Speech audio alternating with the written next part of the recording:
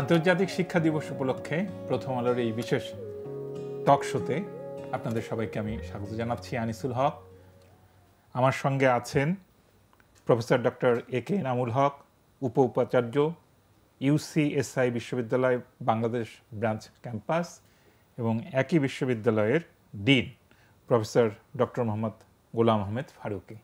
আপনাদের দুজনকে স্বাগত জানাই। আর দর্শকদেরকে বলি যে আমাদের আজকের বিষয় বাংলাদেশে উচ্চশিক্ষায় ইউসিএসআই বিশ্ববিদ্যালয় বাংলাদেশ ব্রাঞ্চ ক্যাম্পাসের ভূমিকা। তো আজকে আন্তর্জাতিক শিক্ষা দিবস ও আন্তর্জাতিক শিক্ষা দিবস এটা নিশ্চয়ই খুবই গুরুত্বপূর্ণ।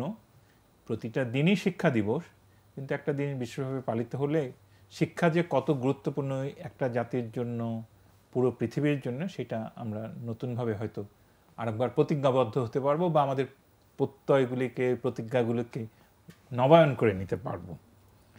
এবার আন্তর্জাতিক যে শিক্ষা দিবস, সেটা ইউনেস্কো যে স্লোগানটা নিয়েছে, AI and education preserving human agency in a world of automation. AI ও শিক্ষা, কৃত্রিম বুদ্ধিমত্তা এবং শিক্ষা, প্রযুক্তির যুগে মানবিক ক্ষমতা রক্ষা। মানুষেরও তো অনেক ক্ষমতা ও সক্ষমতা আছে, এআইকে নিশ্চয়ই আমরা ব্যবহার করব এবং সেটা শিক্ষার কাজেও ব্যবহার করব, কিন্তু তা দিয়ে যেন আমাদের মানুষের যে অপরিসীম ক্ষমতা সম্ভাবনা আছে সেটা আরও বিকশিত হয়, সেদিকে আমাদের নজর থাকবে। এআই যেন মানুষের প্রতিপক্ষ হয়ে না যায়। তো আমার বেশি কথা বলার দরকার নাই, এখানে দুজন খুবই গুণী মানুষ আছেন, প্রফেসর ডক্টর একে এনামুল হক এবং প্রফেসর ডক্টর মোহাম্মদ আহমেদ ফারুকী। প্রথমে এনামুল হক স্যারকে দিয়েই শুরু করি। স্যার, আমরা এই যে ইউনেস্কোর স্লোগানটা, এবারে আন্তর্জাতিক শিক্ষা দিবসের স্লোগানটা যে এআই ও শিক্ষা, প্রযুক্তির যুগে মানবিক ক্ষমতা রক্ষা, এই স্লোগানটাকে আপনি কীভাবে ব্যাখ্যা করবেন বা কেমন হলো স্লোগানটা? না, এটা একেবারে সময় উপযোগী। আমি এই কারণে বলছি যে আমাদের কতগুলো ধারণা হচ্ছে যে এআই মনে হয় সব কিছু করে ফেলবে, এবং অনেক জায়গায় এআই যে করছে তা না। আমি তাও না। আমি ধরেন, আমি এক্সাম্পল দিচ্ছি, হার্ভার্ডে একটা কোর্স চলছিল, তো তারা একটা প্র্যাকটিস করলো যে একজন এআই কম্পিউটারকে দিয়ে বললো তুমি এটাকে পড়াও, আর একজন শিক্ষককে দিয়ে বললো তুমিও এটাকে পড়াও। উদ্দেশ্য হচ্ছে বোঝা যে কার কাছে মানুষ ভালো শেখে, এটা হচ্ছে শেখানোর দিকে। কিন্তু কৃত্রিম বুদ্ধিমত্তা আর মানবিকতা এক জিনিস না। মানুষের মানে যে জিনিসটা মানুষের কাছে খুব ইম্পর্টেন্ট, সেটা হচ্ছে মানবিকতা। মানুষ সবসময় মানবিক হবে, এটা ইম্পর্টেন্ট। এখন ইন্টেলিজেন্স যেটাকে আমরা এখন বলছি, এটা পুরোপুরি ইন্টেলিজেন্ট না। এরা যেটা করে সেটা হচ্ছে এক ধরনের অপটিমাইজেশন সলভ করে, কিন্তু আমাদের চেয়ে অনেক ফাস্টার করে। সুতরাং অনেক কাজে এআই কাজে লাগবে, কিন্তু এটা করতে গিয়ে আমরা যেন মানুষ হিসাবে টিকে থাকি, এটা ভেরি ইম্পর্টেন্ট। সুতরাং এটা নজরে আনা এবং এটা ছাত্র শিক্ষকদের কাছে বলাটা আমার কাছে মনে হচ্ছে খুব উপযুক্ত সময়ের কথা। এটার সাথে আমার খুব একটা দ্বিমত না, এবং খুশি যে, কারণ আমরা বলছি ইভেন বিজনেস, গত কয়েক মাস আগে আমি একটা সম্মেলনে গেলাম, সেখানে আমরা বলছি একই কথা। বলছি যে ইভেন আপনি এখন একসময় মঞ্চ সব কিছু প্রফিটের জন্য চলে বিজনেসের, সেখানেও বলছে এআই এসে ডিজিটাল অনেক জিনিস নিয়ে নিচ্ছে, সেখানেও বলছে না, হিউম্যান সাইডটাকে ভুলে যেও না, সমাজে সাস্টেনেবিলিটিটাকে ভুলে যেও না। সো সব জায়গায় এআই আসছে, এটা যেমন সত্য, এবং আমাদেরকে চ্যালেঞ্জ করছে শিক্ষক হিসাবে। একই সাথে ছাত্রদেরকে, ভবিষ্যৎ প্রজন্মকে মানুষ হিসাবে প্রতিষ্ঠা করার দায়িত্ব আমাদের। সুতরাং শিক্ষা দিবসে I think that is a very important slogan বা চিন্তা। নিশ্চয়ই। ফারুকী স্যার কিছু যোগ করবেন? আমি এখানে আসলে বলতে চাচ্ছি যে আমি একটু যদি পিছনে যাই, এআইকে আবিষ্কার করলো কে? মানুষ। তো কোনোভাবে আবিষ্কারকের উপরে আবিষ্কৃত জিনিসটি চলে যায়নি, পৃথিবীর ইতিহাসে দেখা যায়নি। স্যারের সাথে আমি একমত, একেবারেই মানবিক মূল্যবোধ এআই দিয়ে কিন্তু তৈরি করা যাবে না। একজন মানুষকে দিয়ে সে মূল্যবোধগুলি আমাদের ছাত্রদের ভিতর প্রবেশ করাতে হয়। সেক্ষেত্রে আমি বলবো যে এআই এবং মানুষ মুখোমুখি নয়, আমরা কারো প্রতিযোগী নই, কিন্তু আমরা সম্পূরক। সো যুগের দাবিতে, যেটা স্যার বললেন যে হয়তো আগে এমন একটা অঙ্ক ম্যাথমেটিক্স দিল যে 3 দিন ধরে আমাকে সলভ করতে হচ্ছে, এখন এআই দিয়ে সেটা 3 মিনিটে করে ফেলবে, এটার প্রয়োজন নাই। কিন্তু এটার উপকার করবে মানুষের কল্যাণে, সেই চিন্তা চেতনা কিন্তু এআইতে থাকবে না, সেটা মানুষের মধ্যেই থাকবে। হ্যাঁ, এবং মানুষই হয়তো তাকেও শেখাবে। অ্যাবসলিউটলি। এখানে আমার কাছে আরও একটা জিনিস মনে হয়, সেটা হচ্ছে দেখেন আমরা যখন কম্পিউটারে আসলাম, মোবাইলে আসলাম, এই সমস্ত টেকনোলজি অটোমেশন আমাদের সময় ফ্রি করেছে। আমি এখন অন্য কাজ করতে, চিন্তা করতে সুযোগ পাচ্ছি। এই যে সময়টাকে আমাকে ছেড়ে দিল, এবং মনোটনিক অনেক কাজ আছে যেগুলো আসলে এআই করবে, আমরা বলবো যে এটা দরকার নেই, কিন্তু আমি অন্য কাজ করতে পারবো। এন্ড অফ দ্য ডেতে মানুষের কর্মক্ষমতা বৃদ্ধিতে এআই সহায়তা করছে, কিন্তু মানুষ যেন মানুষ হিসাবেই থাকে, মানুষ যেন বুদ্ধির চিন্তা করে যে বলে আমি মানবিকতা নাই, জনকল্যাণকে চিন্তা করব না, সব আমার স্বার্থ, এটাতে যেন না থাকে, এটা খুব ইম্পর্টেন্ট আমার কাছে। স্যার, আপনাদের যে ইউনিভার্সিটির এই ব্রাঞ্চ, বাংলাদেশ ব্রাঞ্চ, ইউসিএসআই বিশ্ববিদ্যালয় বাংলাদেশ ব্রাঞ্চ, বা আপনাদের হয়তো মাদার অর্গানাইজেশন আছে, আপনারা এআইকে বা আধুনিক প্রযুক্তিগুলোকে শিক্ষাক্ষেত্রে ব্যবহার করার জন্য কী ধরনের প্রস্তুতি নিচ্ছেন? বিশ্ববিদ্যালয়গুলোর এখনকার সব বিশ্ববিদ্যালয়ে এটা একটা বিশাল চ্যালেঞ্জ। প্রথমত ছাত্ররা ব্যবহার করছে, এমন একটা গ্রুপ অফ স্টুডেন্ট আমাদের কাছে আছে, জেনজি, এরা কিন্তু কম্পিউটারের উপরে আছে। এখন মোবাইলে হাত দিলেও এআই আপনার হাতে। আপনি প্রশ্ন করবেন, আমি কিছুদিন আগে একটা পরীক্ষার ক্ষেত্রে আমি টেস্ট করার জন্য আমি বললাম ছাত্রদেরকে যে তোমাদের চ্যাট জিপিটি ওপেন, তোমাদের বই ওপেন, সব ওপেন, আমি তোমাদেরকে প্রশ্ন করলাম, 4টা প্রশ্ন করলাম, 2 ঘন্টা উত্তর দাও। অনেকক্ষণ পরে সবাই কম্পিউটার বন্ধ করে দিল, বলল যে স্যার ওই চ্যাট জিপিটি দিয়ে কাজ হচ্ছে না, কারণ আমি তাদেরকে চিন্তা করতে বলছি। কিছুক্ষণ পরীক্ষা শেষ হওয়ার পরে তারা বলল যে জীবনের প্রথম আমি পরীক্ষার হলে চিন্তা করে পরীক্ষা দিচ্ছি।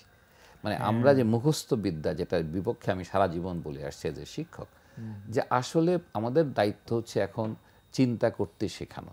যদি চিন্তা করতে না শেখায় তাহলে মানুষ কেন হলাম? মানুষ হওয়া মানে আমি যা করছি চিন্তা করে করছি। এবং এখন আমাদের ইউনিভার্সিটিগুলোতে, বিশেষ করে আমাদের ইউসিএসআইতে যে দেখবেন, আমাদের কারিকুলামের পুরো পরিবর্তন হয়েছে। এখানে আমরা যখন একটা কোর্স পড়াই, একসময় কী ছিল, পরীক্ষা দিয়ে ইউনিভার্সিটিতে পড়ানো। ইউনিভার্সিটি মানে হচ্ছে যান, মুখস্থ করেন, পরীক্ষা দেন। আমাদের কিন্তু পরীক্ষার প্রয়োজনীয়তা কমাই ফেলছি আমরা। এই যে এটা আমরা এখানে করি নাই, গ্লোবালি, যেহেতু ইউনিভার্সিটিটা মালয়েশিয়ান ইউনিভার্সিটি, মালয়েশিয়াতেও তারা একইভাবে কাজ করছে, যে না আমরা ছাত্রদেরকে শেখাবো, এবং শেখাতে গিয়ে পরীক্ষা ছাড়াও শেখানো যায়। হ্যাঁ, আমি গত সেমিস্টারে একটা ক্লাস করলাম, পুরো সিলেবাসে কোথাও পরীক্ষা নাই, কিন্তু শেষে ছাত্ররা বলল যে স্যার আমি তো শিখে ফেলছি। নিশ্চয়ই। আমি বললাম এটাই কাজ। এই এআই আসাতে আমাদের পরিবর্তন আসছে, এবং আমরা আমাদের পলিসিগুলো পরিবর্তন করছি ছাত্রদের কথা চিন্তা করে, জ্ঞান চর্চাকে চিন্তা করে। So that is how we have done it. Kibria স্যারকে প্রথমে একই কথা হয়তো পরে আপনাকেও জিজ্ঞেস করা যাবে। একটা সমস্যা তো হবে, সেটা ধরা যাক, আমি জানি না আপনাদেরকে পড়াতে হয় কিনা, যে শেক্সপিয়ার একটা সাবজেক্ট কিংবা যে কোনো একটা বই তুমি পড়ে রিভিউ করো, এটা স্মার্ট ছেলে প্রথমেই এআইকে, চ্যাট জিপিটিকে বলবে যে করে দাও, তাই না, ওথেলো নাটকের উপরে একটা 20 লাইন লিখে দাও, 25 লাইন লিখে দাও। তো এই জাতীয় বাস্তব সমস্যাগুলির মুখোমুখি বা পরিস্থিতির মুখোমুখি হলে কি করবেন ফারুকী স্যার? আপনি যেটা বলেছেন, এটা আমি যখন আমেরিকাতে ছিলাম আমার আন্ডার গ্র্যাজুয়েট স্টাডিজে, এরকম একটা কোর্স ছিল অ্যাপ্রোচেস টু ফিল্ম, এবং ওনারা ফিল্ম দেখাতো, ওই ক্লাসটাই তাই ছিল, খুব মজার। এবং বলতে ফিল্ম দেখার পরে you critic the dialogue, the scene that has been taken shot. আমাদেরকে প্রথম দেখিয়েছিল সিটিজেন কেইন। তো ওখানে কয়েকটা শট ছিল খুব নিচু থেকে ক্যারেক্টারকে অনেক বড় দেখায়। So what does it mean, you do this critic. এই জিনিস যেটা স্যার বলছিলেন, গ্লোবাল এডুকেশনে এখন এদের সিলেবাস এবং অ্যাসেসমেন্ট এবং চিন্তা চেতনার করার যে টেকনিক, এটা অ্যাবসলিউটলি বদলে গেছে। বাংলাদেশে এখন আমরা যারা আছি, ইভেন আমাদের যারা সাকসেসফুল প্রাইভেট ইউনিভার্সিটি সেক্টরে, আমরা প্রথম 5টা 10টা, ইভেন ঢাকা ইউনিভার্সিটি থেকে শুরু করে আপনাদের প্রাইভেট পাবলিকে যারা আছি, তাদের কারিকুলামে কিন্তু এই জিনিসের ইমপ্লিমেন্টেশন নাই। সো আপনি যেটা বললেন, ওকে যদি আমি ওই বইয়ের কোয়েশ্চেন দেই, এটা কিন্তু 60s ফ্যাশন, আমরা এই কোয়েশ্চেনই দিব না। স্যার যেটা বললেন, আমাদের কোয়েশ্চেনটা একটু ঘুরানো হবে, ওই বইয়ের একটা মুভির ক্লিপ হয়তো আমি দেখায় বলবো যে now you do a little critic on it, চিন্তা করে লেখো। এআই কে বললে এআই যেটা দিবে সেটা আমিও কিন্তু খুঁজে বের করতে পারি।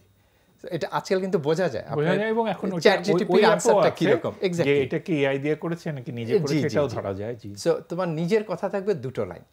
ওই যে এটা আমি মনে করি ছাত্রের চাইতে আমরা যারা শিক্ষক আমাদের অনেক বেশি দায়িত্ব, রেসপন্সিবিলিটি আমাদের বেশি, রাদার দেন দি স্পেকটেটরস, দর্শকদের না, আমাদের বেশি।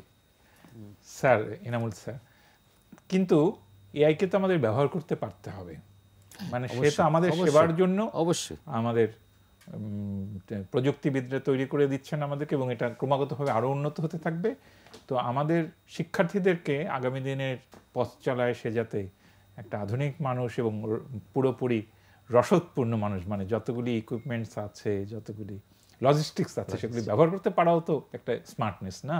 সেগুলিও তো তাহলে আপনাদেরকে শেখাতে হবে। না অবশ্যই, এক সময় তো আমরা পরীক্ষার হলে ক্যালকুলেটর আনতে দিতাম না, খেয়াল করে দেখেন। এক সময় আমরা বলতাম ফর্মুলাটা মুখস্থ থাকতে হবে। আমার এখনো মনে আছে এক সময় আমাদের ইউনিভার্সিটিতে ক্লাসে আমি ফর্মুলা দিয়ে দিতাম যে এগুলো মুখস্থ করার দরকার। এই ফর্মুলা স্যার মুখস্থ করতে পারি না বলে তো বুয়েটে আমার পরীক্ষা খারাপ হয়ে গেল। এক্স্যাক্টলি। তো আমি করলাম কি, ওই যে সেন্ট্রয়েডের ত্রিভুজের সেন্ট্রয়েড বের করতে হবে, আমি তো জানি কিভাবে বের করতে হবে।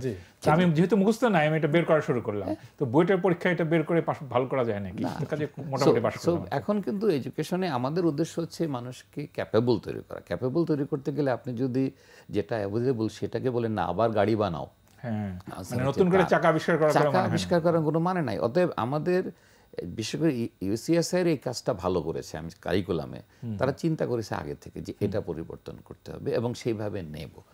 এটা ছাত্রদেরকে বিশেষ করে অনেকে শিক্ষার প্রতি বিতৃষ্ণ হয়ে গেছে। আপনি যেমন বললেন যে ডিফিকাল্ট, আরেকজনের মনে হচ্ছে যে আমি পড়বই না, কারণ ইনোভেটিভ মানুষ অনেক ইনোভেটিভ, ক্রিয়েটিভ।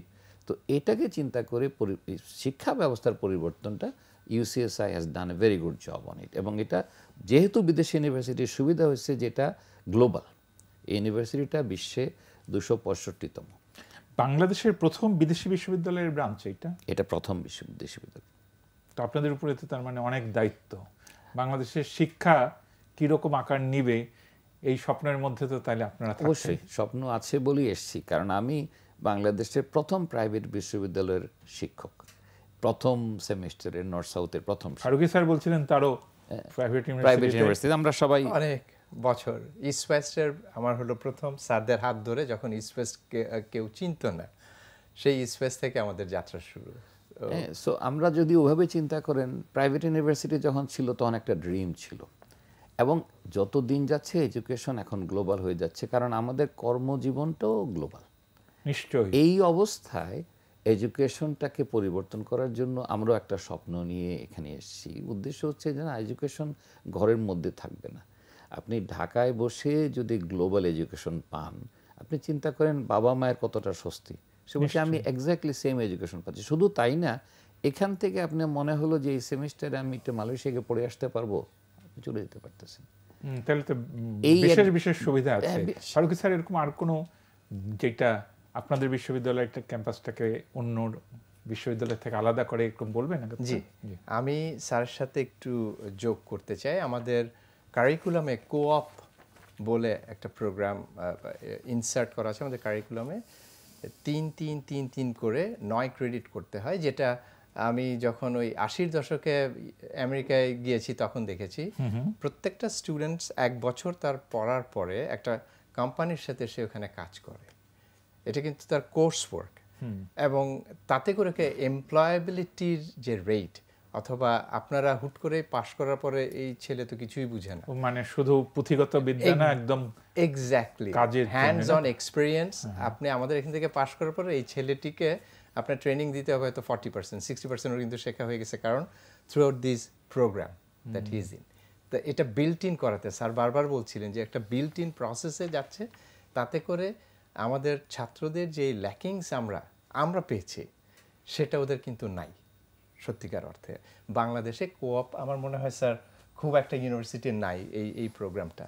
আমি সেই জায়গায় সংযুক্তি দিতে চাই। এনাম স্যার, এবার একটা জাতীয় প্রশ্ন। আমার নিজের ধারণা যে আমাদের প্রাথমিক বিদ্যালয় বাংলাদেশের তো প্রায় 4 কোটি শিক্ষার্থী, সব মিলিয়ে মানে 25 লক্ষ ছেলে মেয়ে প্রতি বছর যোগ হয় প্রাথমিক বিদ্যালয়ে 28 লক্ষ জন্মগ্রহণ করে, তার মানে হচ্ছে প্রায় 2 কোটি প্রাথমিক বিদ্যালয় থেকে আসছে, মানে বিশাল বিশাল বিশাল। কিন্তু আমার নিজের দূর থেকে মনে হয় যে শিক্ষার মান পড়ে যাচ্ছে। অবশ্যই আমরা খুব কোয়ান্টিটির দিকে তাকিয়েছি, যে আমরা দাবি করেছি এক সময় যে প্রায় আমাদের 100 ভাগ ছেলেমেয়ে স্কুলে যায় কিনা আমরা জানি না। ধরেন কুড়িগ্রামের চরে, পার্বত্য চট্টগ্রামে, সুন্দরবনে, সন্দ্বীপে বা সিলেটের প্রান্তে ওই স্কুলগুলিতে কি হচ্ছে জানি না। কিন্তু মানুষের তো অপরিসীম সম্ভাবনা আছে। শিক্ষা তো আগুনের পরশমণির মতো, একটু পেলেই মানুষ উজ্জ্বল হয়ে ওঠে। ফলে প্রত্যন্ত গ্রাম থেকেও আমরা খুব ব্রিলিয়ান্ট ছেলেমেয়ে পাই। আবার আমাদের মাধ্যমিক শিক্ষা, উচ্চ মাধ্যমিক শিক্ষা, উচ্চ শিক্ষা সব মিলে হতাশার কথা শুনি, অনেক অভিযোগ আমাদের আছে। আপনি কি দেখেন বাংলাদেশের শিক্ষা? কারণ আপনারা ওরাই তো এসে আপনাদের এখানে ভর্তি হয়। একটা জিনিস আমার যেটা মনে হচ্ছে, আমরা শিক্ষাকে ভাগগুলোকে পরিষ্কার রাখা উচিত। প্রাইমারি শিক্ষার উদ্দেশ্য যা, মাধ্যমিক শিক্ষার উদ্দেশ্য যা, উচ্চ শিক্ষার উদ্দেশ্য তা নয়। এখন আমাদের অসুবিধাটা হচ্ছে, আমি যেটা দেখছি আমার জীবনে, আমরা সবাইকে পিএইচডি করে ফেলতে চাচ্ছি। মানে এই যে চিন্তা, আমি ধরেন প্রাথমিক স্কুলে আমরা সাধারণ মানুষ হওয়ার জন্য শেখাই, তাকে চিন্তা করতে শেখাই। যখনই সে মাধ্যমিকে আসবে সে প্রিপেয়ার্ড হচ্ছে। দেখেন মাধ্যমিকে দেখবেন নিয়ম হচ্ছে বইতে যা আছে তার বাইরে লিখলে মার্কস কাটার কথা। বলে কেন? বলে তুমি বই পড়ো নাই। সেখানে অনেক সহজে একটা নাগরিক তৈরি করা। উচ্চ শিক্ষাতে তাকে মানুষ তৈরি করা, ভিন্ন রকমের মানুষ, চিন্তাশীল মানুষ। আমরা আমাদের কারিকুলামে আমার এখনো মনে হয় আমরা সবগুলো এক জায়গায় দিতে চাচ্ছি। আমরা যখন সে 9-এ পড়ে তখনই মনে করতেছি তাকে আমি ফিজিসিস্ট বানাবো। মানে যখন 9-এ পড়ে তখন তাকে প্রথমত নাগরিক বানাবো, সে যেন ভালো সুনাগরিক হয়, ভালো মানুষ হয়। আমাদের ভালো মানুষ, ভালো নাগরিক লাগবে। আমরা এই যে চিন্তাটা, এটা একটা কারণ। এটা হচ্ছে আমার কাছে মনে হচ্ছে শিক্ষা ব্যবস্থার দুর্বলতার কারণ। তাতে হয় কি, অনেকে তো সে তো আইনস্টাইন হবে না, তার সে মানুষ হওয়াটাই শিখলো না, এখন তাকে ভয় পাইয়ে দিলাম। এটা একটা। দ্বিতীয় যেটা হচ্ছে, আমাদের প্রাথমিক স্কুলের শিক্ষকদের বেতন এখনো কম। আমি প্রাইমারি এক শিক্ষকের কথা আমাদের যে একটা আলোচনার সময় দেখলাম, 13,000 টাকা বেতন পাচ্ছে। হ্যাঁ, তো এই বেতন দিয়ে আপনি কি আশা করছেন? সুতরাং এটাও একটা ফ্যাক্টর। এই যে ফলে শিক্ষা খাতে আমাদের বাজেট বরাদ্দ বাড়াতে হবে, এবং বাড়ানোর ক্ষেত্রে বুঝতে হবে আমাদের বাজেট বাড়ানো মানে হচ্ছে বিল্ডিং বাড়ানো। প্রবলেমটা আমার কাছে এগুলো। তো এইখান থেকে যদি সরে না আসেন, আমি যদি অর্থ না বুঝি, শিক্ষার আপনার বাজেট বৃদ্ধির বহু কথা বলে, যখনই বাজেট বৃদ্ধি হয় 2টা করে স্কুল বিল্ডিং বানানো হয়। আমার কথা হচ্ছে আপনি শিক্ষক দিচ্ছেন না, 13,000 টাকা বেতনে আপনি আশা করছেন 17,000 টাকা বেতনে একজন শিক্ষক আপনাকে তাহলে ভালো লোক পাবেন না শিক্ষাতে। সুতরাং আমার কাছে এটা হচ্ছে আসল চ্যালেঞ্জ। আমরা বাজেটের কথা বলি, তবে ওই যে বাজেট বলতেই আমাদের একটা খুব ইঞ্জিনিয়ারিং, আমার একটা চাওয়া ছিল মিড ডে মিল, যে আমি যে এলাকার কথা বললাম, কুড়িগ্রামের চরে ওই বাচ্চা তো খেতে পায় না, ও স্কুলে আসবে। এটার সাথে আরো একটা জিনিস আছে, সেটা আমি বলি। ভাওর এলাকাতে যখন বন্যা হয়, আপনি স্কুলগুলোকে বলছেন কি সারা দেশে একই ক্যালেন্ডার, বন্যার সময় ক্যালেন্ডারটা বদলিয়ে দেন। আমরা শীতকালের ছুটি নেই, ওখানে তারা বর্ষার ছুটি নেবে। এই যে চেঞ্জেসগুলো আনা দরকার ছিল, আমরা এক ধরনের ইউনিফাইড গভর্নমেন্ট, সেন্ট্রাল গভর্নমেন্টের সব কিছু ঢাকা থেকে করতে হবে। এতে লোকাল প্রবলেম, আপনি ধান বোনার সময় বাচ্চাটা মাথায় রাখতে হবে, তাহলে আপনি সেই চেঞ্জটা অ্যালাউ করেন, তাহলে হবে কি মানুষ শিক্ষাতে আগ্রহ পাবে। না হলে বাপ মা বলবে যে আমি এখন কাজ করছি, তুমি আমার সাহায্য করো।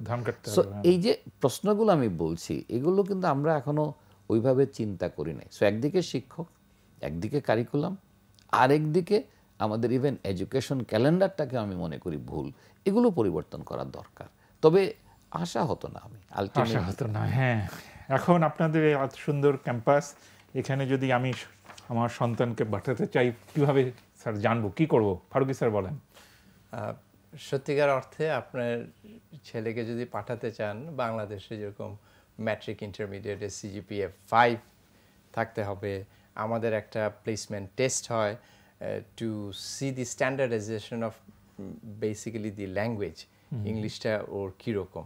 ইংলিশ মিডিয়াম থেকে যারা আসে ওদের জন্য কোনো অসুবিধাই হয় না, বাংলা মিডিয়ামের একটু ঝামেলা হয়। এবং সেটার উপর বেস করে আমরা কিন্তু স্কলারশিপও দিচ্ছি 20 থেকে 100% স্কলারশিপ। যেহেতু আমাদের টিউশন ফিসটা একটু হাই, সেক্ষেত্রে যারা মেধাবী তাদেরকে আমরা এখানে কিন্তু লালন করছি। তো এবং সবচেয়ে বড় কথা, গ্লোবাল এডুকেশনে এক্সপোজার হবে। আমাদের কানাডা, অস্ট্রেলিয়া, ইউকে, ইউএসের সাথে আমাদের মূল ক্যাম্পাস মালয়েশিয়াতে, তাদের কিন্তু প্রায় 300+ ইউনিভার্সিটির সাথে কোলাবোরেশন আছে এবং দে মিন ইট। এটা নট লাইক টিপিক্যাল বাংলাদেশ যে আমরা বলছি নাই তা না, কিন্তু ইট ইজ ইন দেয়ার। আপনাকে এটা টিপিক্যাল বাংলাদেশ সম্পর্কে একটা বললেন যে নাই, কিন্তু আছে। আচ্ছা, আপনাদেরটা আছে। এখন তো আমরা শেষ করে আসছি, এটা শেষ প্রশ্ন এনামুল হক স্যারকে দিয়েই করি যে আজকে আন্তর্জাতিক শিক্ষা দিবস, আমরা উচ্চশিক্ষা ইউসিএসআই বিশ্ববিদ্যালয় বাংলাদেশ ব্রাঞ্চ ক্যাম্পাসের ভূমিকা নিয়ে আলোচনা করছি, কিন্তু সব মিলিয়ে আন্তর্জাতিক শিক্ষা দিবস উপলক্ষে আপনি আমাদের নীতি নির্ধারকদের উদ্দেশ্যে, আমাদের যে শ্রোতারা দর্শকরা এই অনুষ্ঠান দেখছেন তাদের উদ্দেশ্যে একটা কিছু বলেন। আপনি আশার কথা বলছিলেন, একটু আশার কথা দিয়ে শেষ করি। না, আমি মনে করি শিক্ষাটা মানুষের পরিবর্তনের শুরু।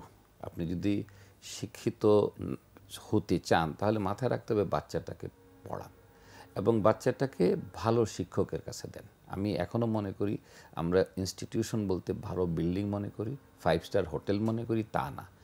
এসি মনে করি, এয়ার কন্ডিশন আছে কিনা, আপনি ভালো শিক্ষকের কাছে দেন।